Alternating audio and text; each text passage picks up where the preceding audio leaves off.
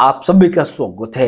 अभी मैं आप सभी को एमसीसी मॉपअप राउंड के बारे में कुछ इंपॉर्टेंट पॉइंट्स बताने वाला हूं जो कि बहुत इंपॉर्टेंट है। इसको ध्यान से समझिएगा, बहुत इंपॉर्टेंट है। इसके बाद कोई डाउट आपका मॉपअप के रिलेटेड नहीं रहेगा। सबसे पहले मैं बता दूं कि मॉपअप राउंड में जो आप सभी फ्रेश चॉइस फिल कीजिएगा, वहीं आगे अगर एक्स्ट्रा राउंड हुआ मॉपअप के बाद तो यही चॉइस फिल वहां पे काम देगा, क्योंकि मॉपअप के बाद एक्स्ट्रा फर्स्ट तो होगा ही होगा। उसमें सीट तो बहुत लिमिट रहता है, लेकिन उसमें आपको ना तो फ्रेश रजिस्ट्रेशन का मौका मिलेगा और ना ही फ्रेश चॉइस फिल का मौका मिलेगा।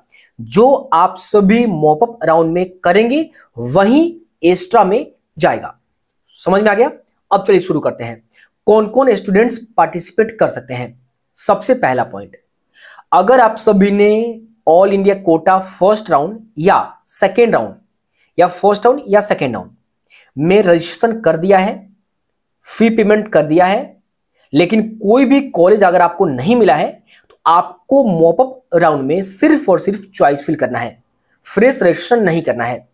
सेकेंड पॉइंट, अगर आप सभी को all India quota second round में कोई कॉलेज मिला है, आपने जाकर वहां एडमिशन ले लिया है, तो आप मॉपअप राउंड में एलिजिबल नहीं है। या आपको all India quota first round में कोई कॉलेज मिला है, आप एडमिशन ले लिए हैं, तब भी आप मॉपअप राउंड में एलिजिबल नहीं है। थर्ड पॉइंट, अगर आप सभी को all India quota second round में कॉलेज मिला है, लेकिन उस कॉलेज को आपने छोड़ दिया है सिक्योरिटी मनी जब्त कराकर, तो आप एलिजिबल हैं मॉपअप के लिए, लेकिन मॉपअप में आपको रजिस्ट्रेशन फिर से करना है। अब कैसे करना है मैं फिर से बता देता हूं।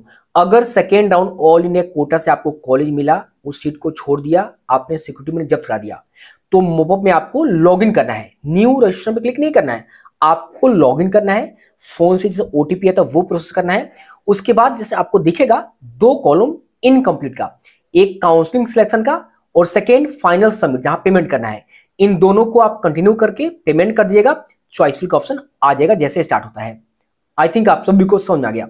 तो यहां पे वहीं लिखा हुआ है, ये वाला पॉइंट और ये वाला पॉइंट यहीं लिखा हुआ है, ठीक है। ये आपको यहीं बताया गया। तो आपको फ्रेश चॉइस फिल करने का मौका मिलेगा।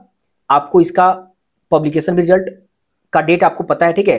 रिपोर्टिंग का भी डेट मेंशन है, मैं या फिर से मैं जारी कर दूंगा। अब क्वेश्चन एक और है, स्टेट सेकेंड राउंड में अलॉटमेंट हुआ है और हमने जाकर उस कॉलेज में एडमिशन ले लिया है, तो क्या मॉपअप में पार्टिसिपेट कर सकते हैं, नहीं कर सकते हैं? मैं आप सभी को बता दूं कि आज से कुछ दिन पहले, यानी कुछ महीने पहले, आई थिंक 2 से ढाई महीना पहले, एक नोटिस जारी किया था एमसीसी ने। उस नोटिस में बताया था कि वैसे ए स्टूडेंट जो स्टेट सेकेंड राउंड में जाकर एडमिशन ले लिए हैं, वो मॉपअप में पार्टिसिपेट नहीं कर सकते। अब रीजन क्या दिया था? रीजन यह दिया था कि जैसे state second round allotted college में जाकर एडमिशन लेते हैं, वो कॉलेज एमसीसी के पोर्टल पे आपका रोल नंबर, नाम वगैरह, आपका जो भी इंफॉर्मेशन दे देगा। जैसे देगा, मॉपअप में आपको अलॉटमेंट नहीं किया जाएगा। रूल्स ये था, तो रूल्स है वो मैंने आपको बताया। मैं आपको पर्सनली सजेस्ट ये भी करूंगा कि अगर आप स्टेट में एडमिशन ले लिए हैं तो मॉपअप में जाने का ना सोचें। कई बार क्या होता है कि लीगल एक्शन भी ले सकता है, ठीक है। तो अपने रिस्क पे करें। जो रूल्स है वो मैंने बता दिया, रूल्स फॉलो करना आपका जिम्मेदारी है, मैं आपको बस गाइड करूंगा। अब मैं एक बात और बता दूं, कुछ स्टूडेंट्स के मन में ये डाउट है कि हमने स्टेट में अलॉट तो कॉलेज हुआ सेकेंड राउंड में, लेकिन हमने एडमिशन नहीं लिया, तो क्या मॉपअप में पार्टिसिपेट कर सकते हैं ऑल इंडिया कोटा? यस। अगर state second round allotted college है, एडमिशन नहीं लिया है, तो आप मॉपअप में पार्टिसिपेट कर सकते हैं।